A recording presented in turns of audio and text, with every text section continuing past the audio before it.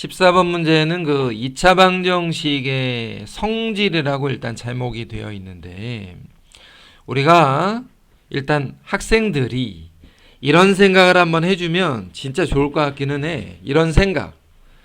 방정식이 뭐냐? 자, 일단은 서두라기보다는 그냥 한번 들어본다. 방정식이라는 것은 뭐냐면 고등학교에서의 방정식이야.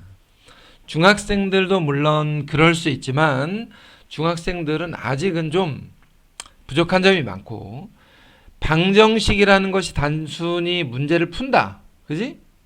문제를 푼다. 내지는 x의 어떤 값, 근을 구한다.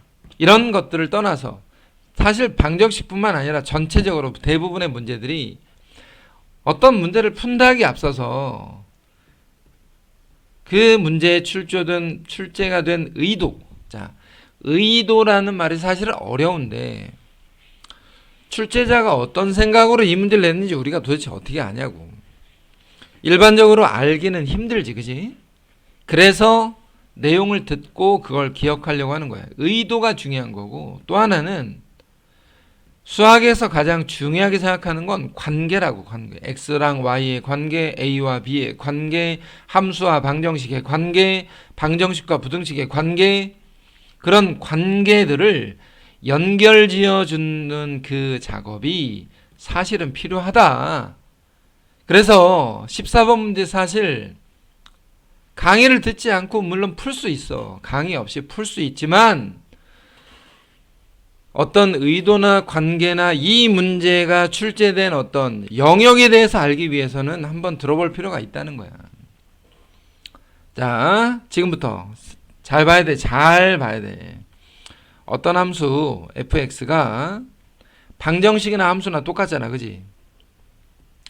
ax제곱 더하기 bx 더하기 c라는 어떤 함수 내지는 는영 해서 방정식이라고 생각을 해보자고. 그 방정식이 두 근을 가져. 그러면 이 방정식이 두 근을 갖는다라는 얘기는 어떤 얘기냐면, 인수분해했을 때 a-x-알파 x-베타로 인수분해가 되더라. 물론 중요한 내용이야. 그지? 또는 알파와 베타를 근으로 갖는다는 말은 알파를 대입해서 a알파 제곱 더하기 b알파 더하기 c는 0이다. 마찬가지로 베타도 마찬가지야. 다 중요한 내용들이라고. 그지? 그런데 이런 것들을 이렇게 한번 생각을 해보자고. 지금 여기에서 앞에서 방금 전에 얘기했던 이 방정식이, 그지? 이 방정식이 내가 x제곱으로 몽땅 나눠버렸어. x제곱으로 몽땅 나눠버렸다고. 이해되지? 여기까지? x제곱으로 그냥 나눴어. 그래서 x분의 1을 내가 편의상 대문자 x를 썼어.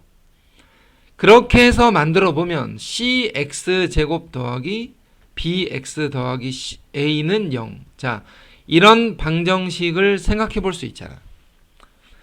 x제곱으로 몽땅 나눠가지고 소문자 x로 나눠가지고 x분의 1을 내가 대문자 x로 바꿔서 이 식을 다시 한번 써본 거야. 그런데 x의 값이 알파 베타였잖아. 소문자 x의 x의 값이 알파 베타인데, 그러면 대문자 x는 두 근을 어떻게 갖냐? 알파분의 1과 베타분의 1을 두 근으로 가져야지. 그러니까 이 방정식의 두 근이 알파분의 1과 베타분의 1이었다라는 거야. 모양이 어떻게 바뀌어 있어? CBA, ABC. 개수가 어떻게 됐다? 뒤집어졌다 이거야. 개수가 뒤집어졌다. 맨 앞에 있던 A가 맨 뒤로 가고, 가운데 있던 B는 그대로 있고, 맨 끝에 있던 C는 맨 앞으로 왔잖아.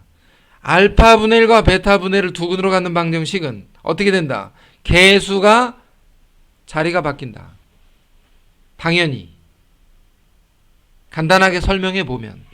그러면 문제 다 나왔잖아. 이제 4x제곱 마이너스 2x 더하기 1은 0에 원래의 두 근은 알파 베타인데 근이 알파분의 1과 베타분의 1로 변했대.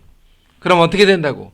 1이 맨 앞으로 와서 x제곱이 되고 마이너스 2는 가운데 있고 상수 4는 맨 끝에 가서 상수가 되어 있는 이러한 상태로 변하게 된다는 말이라고.